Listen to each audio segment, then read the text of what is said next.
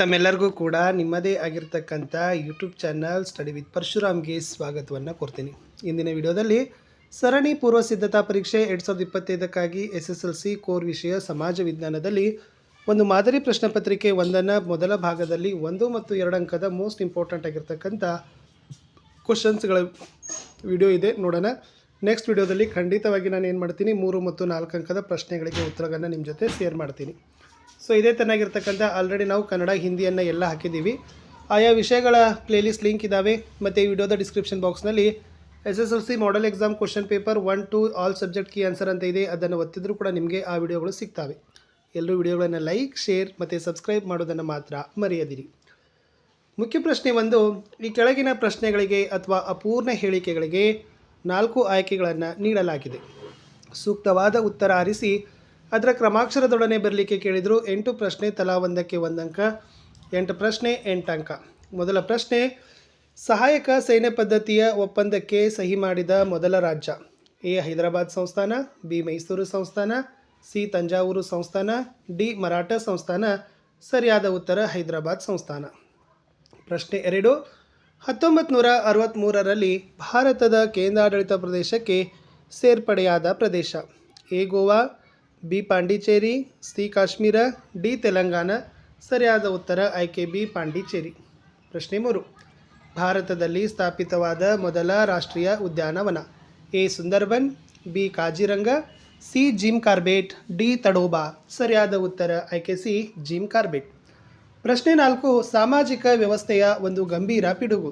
A ವರದಕ್ಷಿಣೆಯ ಕಿರುಕುಳ, B ಮಕ್ಕಳ ಮೇಲಿನ ಲೈಂಗಿಕ ದೌರ್ಜನ್ಯ, ಸಿ ನಿರುದ್ಯೋಗ, ಡಿ ಮಕ್ಕಳ ದುಡಿತ. ಸರಿಯಾದ ಉತ್ತರ ಆಯ್ಕೆ ಡಿ ಮಕ್ಕಳ ದುಡಿತ. ಪ್ರಶ್ನೆ 5, ಬಾಲ್ಯ ವಿವಾಹ ತಡೆಗಟ್ಟಲು ನೀಡಿರುವ ಮಕ್ಕಳ ಸಹಾಯವಾಣಿ ಸಂಖ್ಯೆ? A 1098, B 1909, C 1912, D 1800. ಆಯ್ಕೆ ಎ 1098 ಅನ್ನೋದು ಸರಿ ಇದೆ. ಪ್ರಶ್ನೆ 6, ನೈಋತ್ಯ ಮಾನ್ಸೂನ್ ಮಾರುತಗಳ ಕಾಲವನ್ನು ಹೀಗೆಂತ ಕರೀತಾರೆ? ಹಿಂಗಾರು ಮಳೆಗಾಲ, ಮುಂಗಾರು ಮಳೆಗಾಲ, ಚಳಿಗಾಲ, ನಿರ್ಗಮನ ಕಾಲ. ಸರಿಯಾದ ಉತ್ತರ ಆಯ್ಕೆ ಬಿ ಮುಂಗಾರು ಮಳೆಗಾಲ. ಪ್ರಶ್ನೆ 6, ಇವುಗಳಲ್ಲಿ ಪರೋಕ್ಷ ತೆರಿಗೆ? ಎ ಆದಾಯ ತೆರಿಗೆ, ಬಿ ಕಂಪನಿ ತೆರಿಗೆ, ಸಿ ಸೇವಾ ತೆರಿಗೆ, ಡಿ ಸಂಪತ್ತಿನ ತೆರಿಗೆ. ಆಯ್ಕೆ ಸಿ ಸೇವಾ ತೆರಿಗೆ ಅನ್ನೋದು ಸರಿಯಾದ ಉತ್ತರ ಆಗ್ತದೆ. ಪ್ರಶ್ನೆ 8, 10 ಕೋಟಿ ರೂಪಾಯಿಗಿಂತ ಹೆಚ್ಚು ಮೌಲ್ಯದಿಂದ ಕೂಡಿದ್ದರೆ ಅಂತ ದೂರುಗಳನ್ನು ಇತ್ಯರ್ಥಪಡಿಸೋ ಗ್ರಾಹಕ ವೇದಿಕೆ ಯಾವುದು?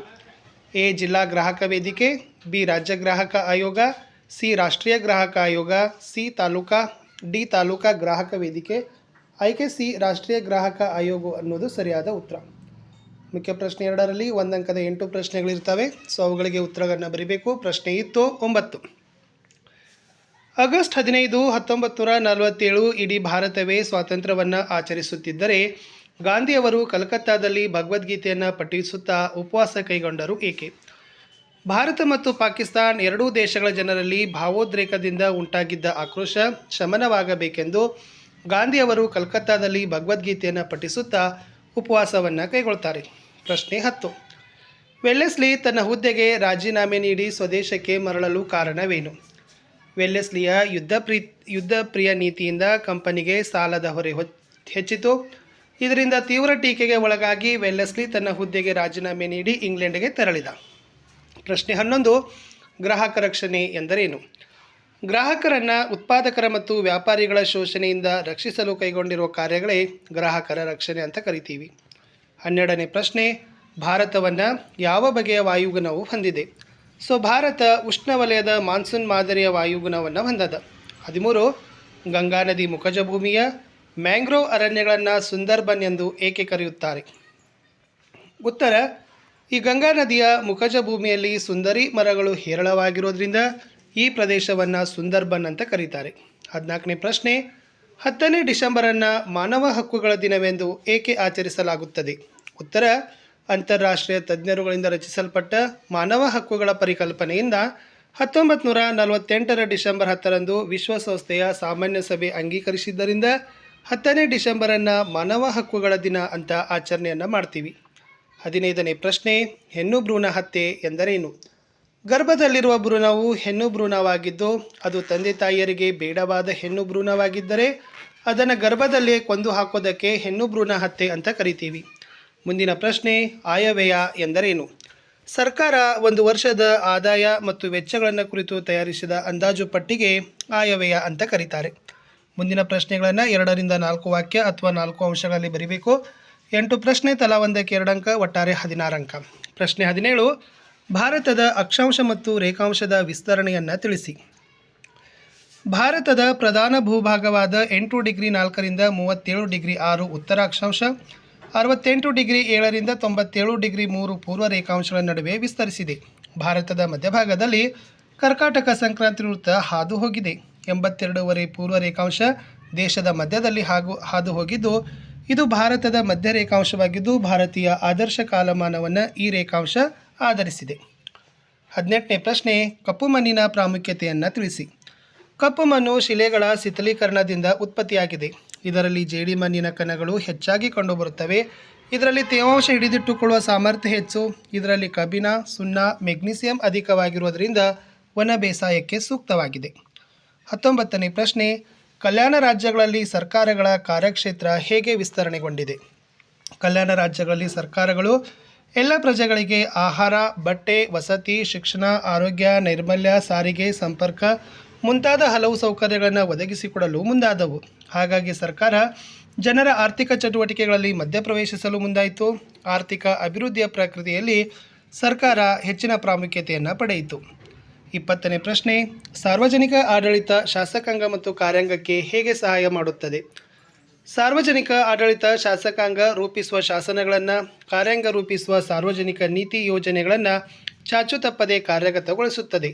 ಅವುಗಳ ನಿರೂಪಣೆಗೂ ಸಹ ಸಾರ್ವಜನಿಕ ಆಡಳಿತವೇ ಅವಶ್ಯಕ ಅಂಕಿಅಂಶ ಮತ್ತು ಮಾಹಿತಿ ಒದಗಿಸುತ್ತದೆ. ನಿಯೋಜಿತ ಶಾಸನಗಳ ರಚನೆಯಲ್ಲಿ ಶಾಸನಗಳಿಗೆ ಅಗತ್ಯ ವಿವರಗಳನ್ನು ತುಂಬಿ ನೆರವಾಗ್ತದೆ. ಅಥವಾ ವಿದೇಶಾಂಗ ನೀತಿಯ ಸಾಮಾನ್ಯ ನಿರ್ಧಾರಕ ಅಂಶಗಳು ಯಾವುವು? ರಾಷ್ಟ್ರದ ಏಕತೆ ಮತ್ತು ಸಾರ್ವಭೌಮತೆ, ಪರಸ್ಪರ ಅವಲಂಬನೆ, ರಾಷ್ಟ್ರೀಯ ಹಿತಾಸಕ್ತಿ ರಕ್ಷಣೆ ಮತ್ತು ಅಭಿವೃದ್ಧಿ, ಪ್ರಚೋದನಾತ್ಮಕ ಅಂಶಗಳು ಅಂತಕ್ಕಂಥದ್ದು ಉತ್ತರದಲ್ಲಿ ಬರಬೇಕು. ಮುಂದಿನ ಪ್ರಶ್ನೆ 21, ದೊಂಬಿಗೆ ಕಾರಣವಾಗಿರುವ ಅಂಶಗಳು ಯಾವುವು? ಪ್ರಚೋದಕ ಸನ್ನಿವೇಶ, ವ್ಯಕ್ತಿಗಳ ಅನಿಯಂತ್ರಕ ವರ್ತನೆ, ಅನಾಗರಿಕ ನಡವಳಿಕೆ, ಕಲಹ, ಅಪರಾಧಿ ಗುಣ, ದೊಂಬಿ ಪರ ಮನೋಭಾವ. ಅಥವಾ ಈ ತಾರತಮ್ಯದಿಂದ ಉಂಟಾಗುವ ಪೂರ್ವಾಗ್ರಹದ ಪರಿಣಾಮಗಳನ್ನು ಕೇಳಿದ್ದಾರೆ.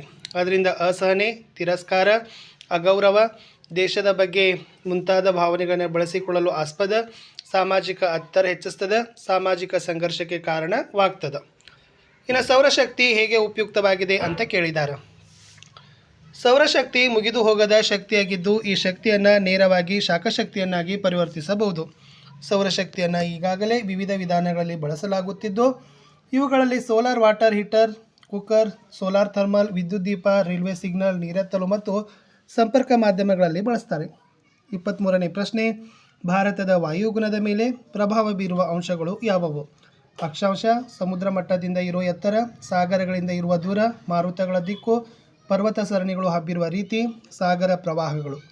ಲಾಸ್ಟ್ 24ನೇ ಪ್ರಶ್ನೆ, 3ನೇ ಕಾರ್ನಾಟಿಕ್ ಯುದ್ಧ ಫ್ರೆಂಚರ ಮೇಲೆ ಉಂಟು ಮಾಡಿದ ಪರಿಣಾಮಗಳೇನು? ಫ್ರೆಂಚರು ಭಾರತದಲ್ಲಿ ತಮ್ಮ ನೆಲೆಗಳನ್ನು ಕಳೆದುಕೊಂಡರು. ಪ್ಯಾರಿಸ್ ಒಪ್ಪಂದದ ಪ್ರಕಾರ ಪಾಂಡಿಚೇರಿಗೆ ಹಿಂದಿರುಗಿಸಿದರು. ದಕ್ಷಿಣ ಭಾರತದಲ್ಲಿ ಫ್ರೆಂಚರು ಮೂಲೆ ಗುಂಪಾದರು. ಇಷ್ಟು ಈ ವಿಡಿಯೋದಲ್ಲಿತ್ತು. ಮುಂದಿನ ವಿಡಿಯೋದೊಂದಿಗೆ ಮತ್ತೆ ಸಿಗ್ತೀನಿ. Like, share, subscribe.